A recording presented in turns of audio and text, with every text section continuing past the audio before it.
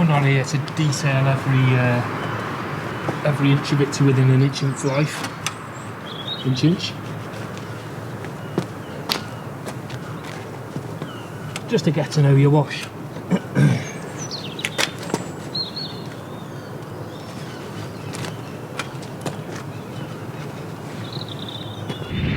There's only so much work that the winter gods will let you get done outside at this time of year, but a fairly thorough wheel clean, maintenance wash and ceramic sprit shouldn't be too much of an ask, so stay tuned to see me treat an exotic looking Lotus Emira to just that.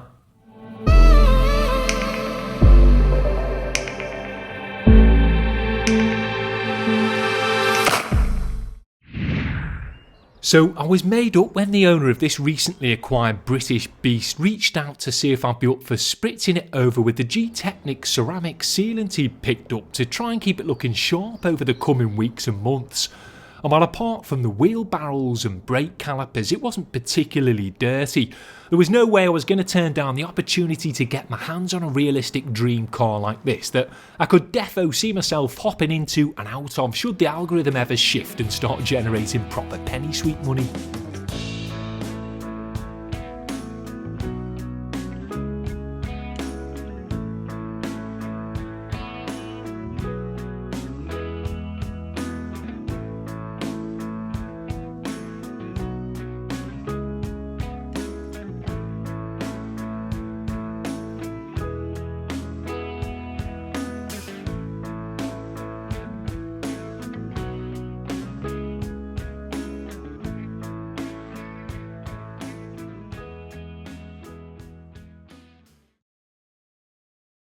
Now, while I had picked up a bottle of Gtechniq G Wash to suds the mini supercar down with before spray sealing it, would also be adding a bunch of other brands into the maintenance mix here to get the job done, starting with what I had left of the Gtechhniq all-purpose cleaner CA detailing had sent over a few months back, which was first sprayed over the 20-inch wheels and into their surrounding carpeted arches to soften up any heavier dirt prior to pre-rinsing it off with the pressure washer. As while this video was primarily supposed to be about spritzing the bodywork over, you can't do that without at least washing it first, and you don't really want to do that without also tending to the wheels, so in order to get the paintwork superficially protected, I had to counterintuitively kick off with a multi-stage wheel clean instead.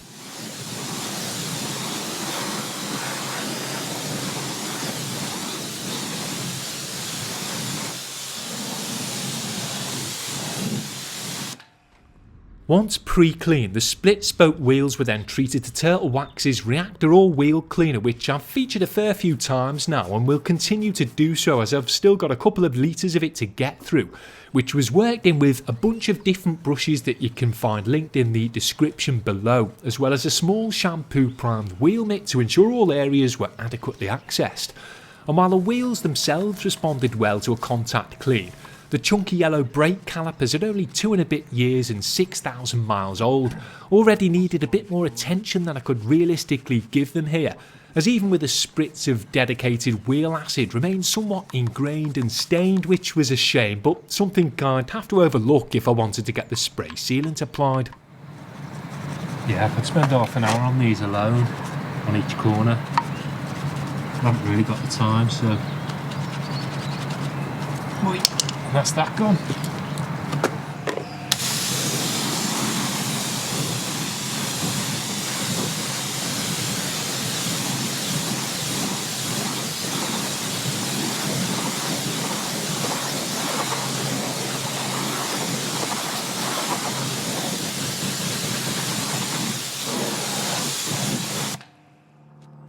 A similar pre-cleaning procedure was then repeated for the body, and while some might choose to douse these areas up front along with the wheels, I tend to do them separately, as knowing how long it can take me to clean large unfamiliar items wouldn't really want a fairly strong chemical sitting on surrounding surfaces for that amount of time. But either way, once an all-purpose cleaner had been applied to the lower parts, that and everything else was then covered over with a gloopy G-Wash mixed through my robust little Turtle Wax Ultimate Snow Foam Cannon, which didn't serve to create a thick eye-catching blanket of foam, but did quickly cover the exterior nooks and crannies with wet suds before any physical contact was made with some more of them.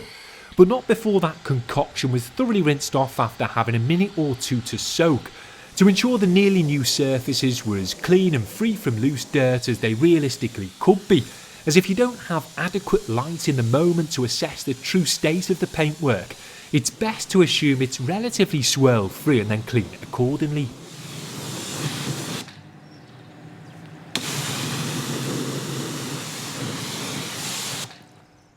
My wash buckets had been half filled with hot water prior to the pre-clean, so after being frothed up with the pressure washer, we used to supply a freshly machine washed microfibre mitt with plenty of warm suds for a methodical top to bottom contact clean, which, as I've said many times before, is probably one of the best ways to acquaint yourself with a car, whether it be your own or someone else's, as it serves to uncover any quirks or faults that might need addressing, which can be both a blessing and a curse.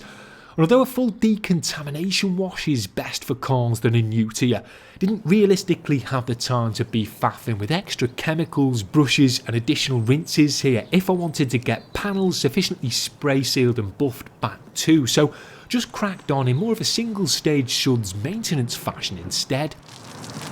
One of the benefits of washing in winter is obviously you don't have to worry about products and chemicals drying on the surface, so it might not sound it, but it's a big luxury that really. Take a bit more time, you're rushing around less, and even if it does take you a good half hour to contact wash, by the time you're ready to rinse, the suds shouldn't be baked on, you know.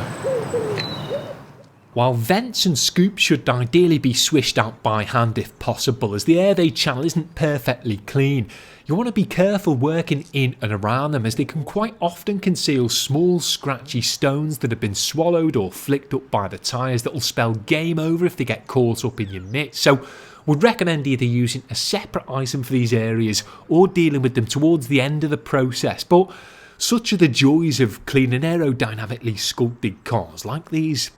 If you're not getting down and dirty with a car of this calibre, when you're washing it, you ain't doing it properly.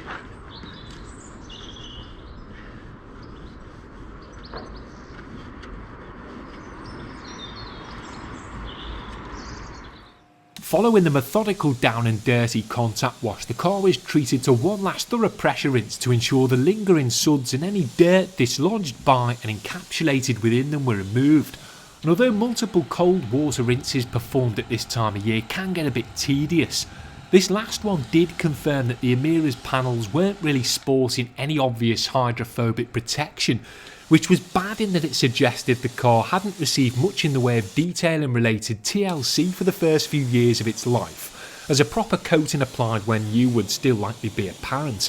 but good in the sense that I at least knew I wouldn't be wasting my time spritzing previously protected panels over with something comparatively light. Although the surfaces weren't boasting the slickness needed to fully blow dry them, I did go ahead and initially knock back as much of the standing rinse water as I could in contactless fashion with my twin turbine unit prior to toweling the car down, as unless forced off and out it tends to want to stick around and ruin your subsequent protective fun at this time of year. Plus there was plenty of areas that would have been a bit awkward to adequately access with a towel alone at the best of times, so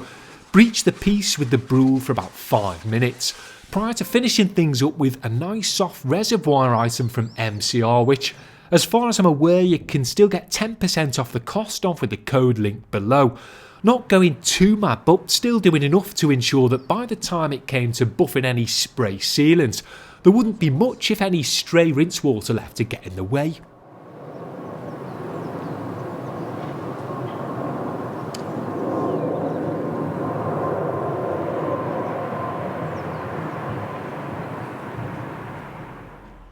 So once the Lotus had been prepped as best it realistically could be, grabbed the Gtechniq ceramic sealant and got to work superficially protecting it, which for the most part was done with a microfibre applicator pad here, primarily to keep things a bit more visually interesting for you, but also to help ensure detailed coverage. However, a simple towel application and subsequent buff is generally what's recommended for these kinds of products, so feel free to apply yours in whatever way you see fit.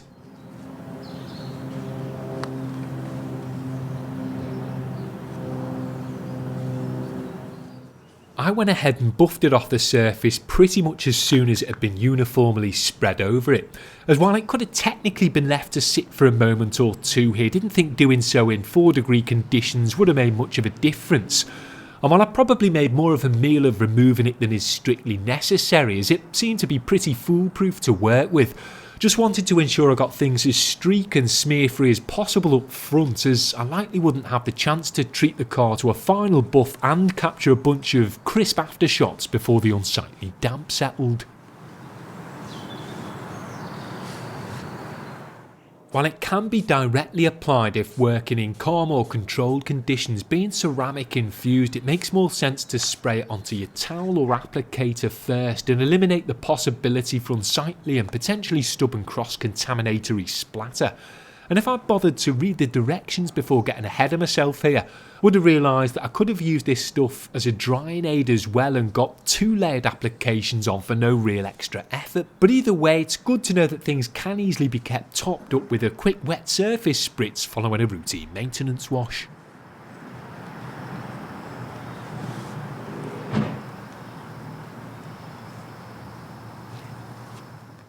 It doesn't really matter how you work a watery non-abrasive product like this over the surface, so long as everywhere sees a generous swipe or two of a primed pad or towel. And although this particular car didn't have much of it, the ceramic sealant can be used to protect trim and glass as well as painted parts, which is great if you're looking for a straightforward, all-encompassing protective product that you don't have to worry about avoiding certain finicky material types with.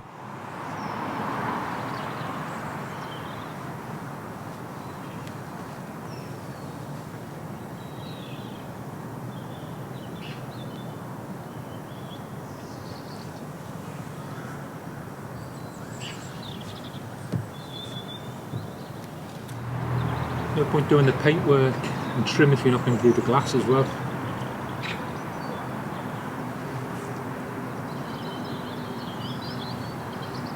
Thankfully this glass seems quite smooth and non-grabby, so it shouldn't be any different in the paintwork, I shouldn't think. Bit of buffage.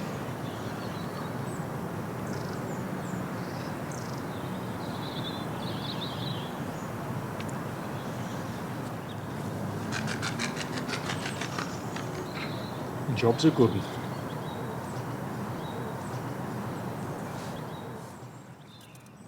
I wrapped the deep winter spruce up with a quick water-based ceramic infused dress of the Goodyear tyre walls, which likely won't last long at this salty time of year, but would add a bit of sheen to tie them in with the surrounding glossy black bits. And after being worked in with a round brush and left to soak for as long as it took to dress the other tyres, they were then buffed back to remove any potentially slingy excess. And in case you clock them in the aftershots, it's probably worth mentioning that despite using a 5% mix of Bilt Hamber's rust inhibiting Atom Mac on the steel discs, the active wheel cleaner had obviously made light work of that and turned them an unsightly shade of orange anyway, but you can't realistically win them all.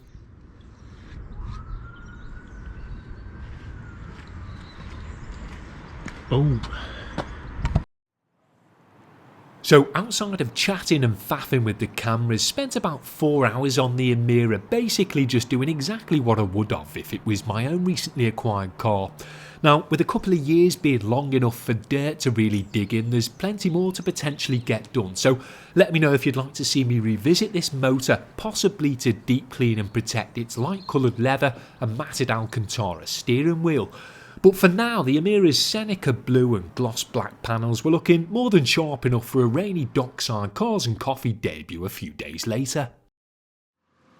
As already mentioned, most of the featured tools and products can be found linked in the description below, some of them with applicable discount codes, so Do check that out if you're in need of a restock, but not before basking in the low light of these final few aftershots.